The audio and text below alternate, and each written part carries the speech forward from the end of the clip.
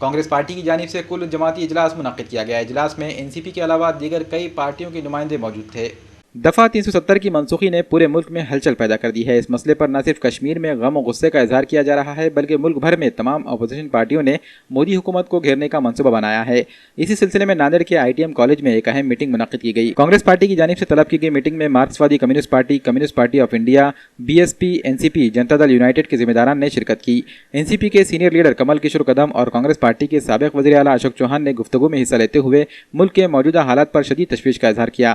مودی حکومت کی جانب سے لیے جا رہے ایک کے بعد ایک فیصلوں کو تنقید کا نشانہ بنایا گیا اور اس کے ذریعے جمہوریت کو خطرات لاحق ہونے کا بھی اندیشہ ظاہر کیا گیا۔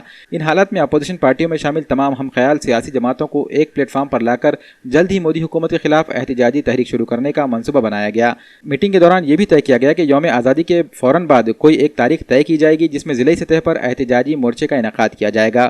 مورچہ کامیاب بنانے کے لیے بڑے پیمانے پر عوامی بیداری لائی جائے گی۔